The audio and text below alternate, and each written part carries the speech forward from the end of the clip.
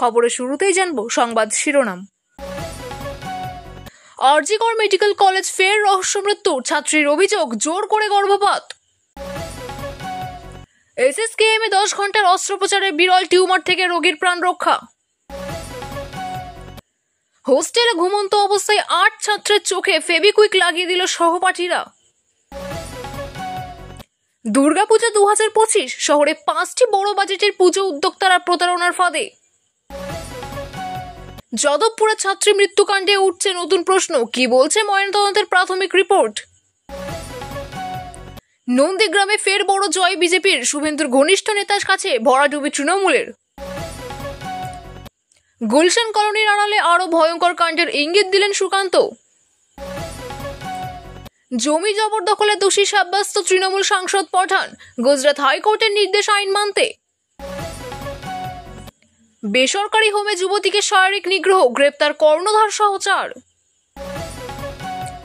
বিধানসভা ভোটের আগে পশ্চিম বর্ধমান ও কৃষ্ণনগরের ঐক্যের বার্তা ওই অভিষেকের। দুর্গাপূজা 2025 চাঁদা দিতে অস্বীকার করায় তৃণমূলের অন্তর্দ্বন্দ্বের মারধর। জগদ্দলে খালের ধারে তৃণমূল কর্মীর রক্তাক্ত দেহ উদ্ধার। তমলুকের সভা থেকে শুভেন্দুকে নিয়ে বিতর্কিত মন্তব্য তৃণমূল বিধায়ক সুকুমারের। যোগী রাজ্যে পুলিশের লাঠিচার্জে মৃত্যু বিজেপি কর্মীর, শাস্তি পেল 11 পুলিশ কর্মী। এক ট্রেনে এবার কলকাতা থেকে মিজোরাম, উদ্বোধনে বিরোধীদের কটাক্ষ মোদির। 28 মাস পর মণিপুর সফরের শান্তির বার্তা দিলেন প্রধানমন্ত্রী নরেন্দ্র মোদী। নেপালের অন্তর্বর্তী প্রধানমন্ত্রীকে শুভেচ্ছা জানালেন মুখ্যমন্ত্রী মমতা বন্দ্যোপাধ্যায়। বিদায়ী প্রধান বিচারপতির মুখে মমতার প্রশংসা। যাদবপুর ছাত্রীর মৃত্যুকাণ্ডে মুখ্যমন্ত্রীকে সরাসরি আক্রমণ শুভেন্দুর। তপসিয়ায় পুজোর চাঁদাকে ঘিরে মারধরের রণক্ষেত্র গোবরা এলাকায়। মহালয়ের আগে দুর্গাপুজো শুরুর অভিযোগে মমতাকে কটাক্ষ সুকান্তর। পাকিস্তানের সেনা কনভয়ে জঙ্গি হামলা, নিহত 12 জওয়ান। সিপিআই মাওবাদী নেতা কিষেনজির স্ত্রী কল্পনার আত্মসমর্পণ। 10 কিমি হেঁটে নেপাল থেকে বাঁকুড়া ফিরলেন 10 পরিযায়ী শ্রমিক। মা ওরালপুরে বাইক স্ট্যান্ডে গ্রেপ্তার 2 যুবক। দক্ষিণেশ্বরে বন্ধুকে খুনের কথা বাবা মাকে জানালো নাবালক, পথে গ্রেপ্তার। নেপালের শান্তি ও উন্নয়নে ভারতের প্রতিশ্রুতি জানালেন প্রধানমন্ত্রী নরেন্দ্র মোদী। যাদবপুর ছাত্রী মৃত্যুর ঘটনায় সিসিটিভি দাবি তুলল এসএফআই। মুম্বাই বিস্ফোরণ হামলায় নির্দোষ প্রমাণিত যুবকের 9 কোটি ক্ষতিপূরণের দাবি। রাজ্যে ফের আসছেন প্রধানমন্ত্রী নরেন্দ্র মোদী, উচ্ছ্বসিত বিজেপি কর্মীরা। রবিবার ভাসতে পারে রাজ্যের 9টি জেলা, আবহাওয়ার পূর্বাভাসে টানা বৃষ্টিঝড়। নদিয়ায় মোবাইল চোর সন্দেহে পরিযায়ী শ্রমিককে পিটিয়ে হত্যা। এটিএম লুটের ঘটনায় উত্তরপ্রদেশের যুবককে নন্দকুমারে গ্রেপ্তার। 7.1 মাত্রায় ভূমিকম্পে কেঁপে উঠল রাশিয়া, সুনামি সতর্কতা জারি।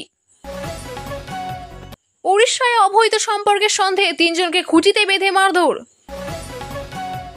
তামান্না খুনকাণ্ডের 83 দিনের মাথায় চার্জশিট পেশ পুলিশের।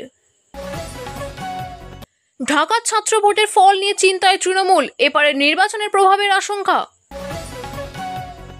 কলকাতায় আন্তর্জাতিক মাদক চক্রের পর্দাফাঁস, গ্রেপ্তার 10, যাদবপুর থেকে মূল পান্ডা আটক। বাংলাদেশের দুর্গাপূজায় 2 দিনের সরকারি ছুটি ঘোষণা।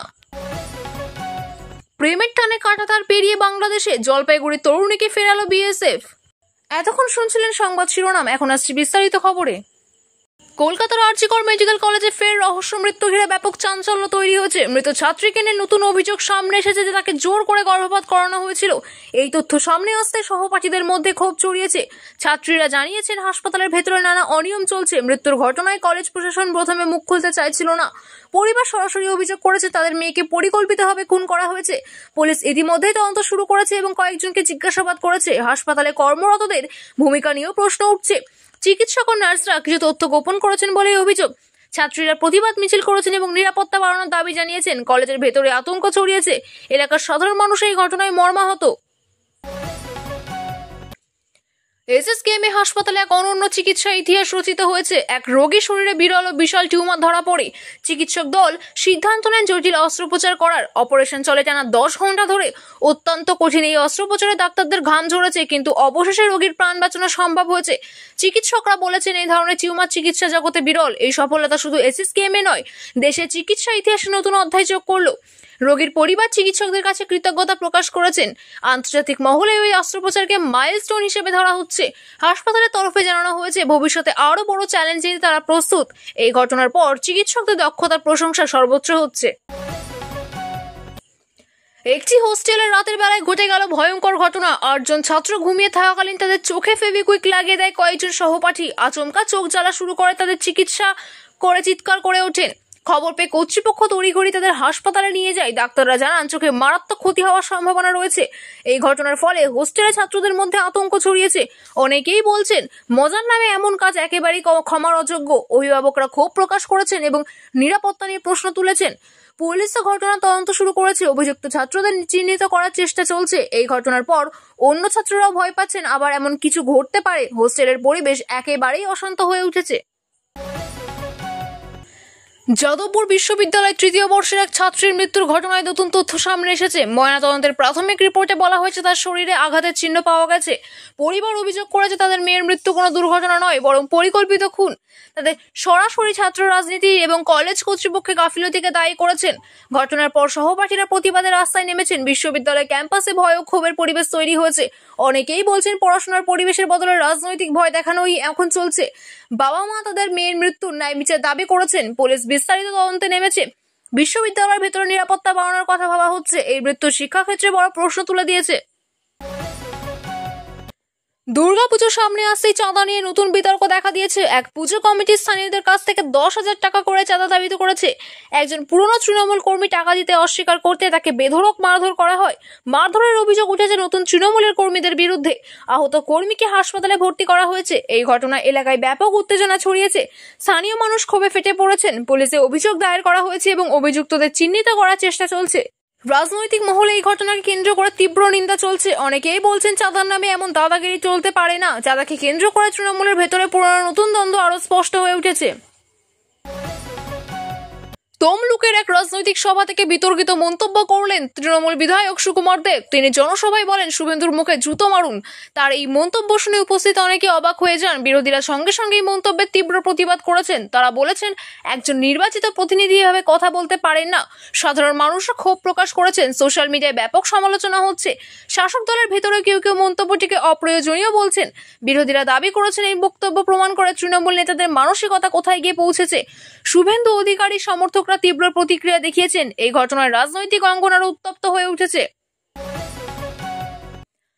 আবহাওয়া দপ্তর জানিয়েছে আগামী রবিবার থেকে টানা বৃষ্টিপাত শুরু হবে। এর সঙ্গে থাকবে প্রচন্ড বজ্রপাতও। অন্তত 9টি জেলায় জল জমে ভয়াবহ পরিস্থিতি তৈরি হতে পারে বলে আশঙ্কা করা হচ্ছে।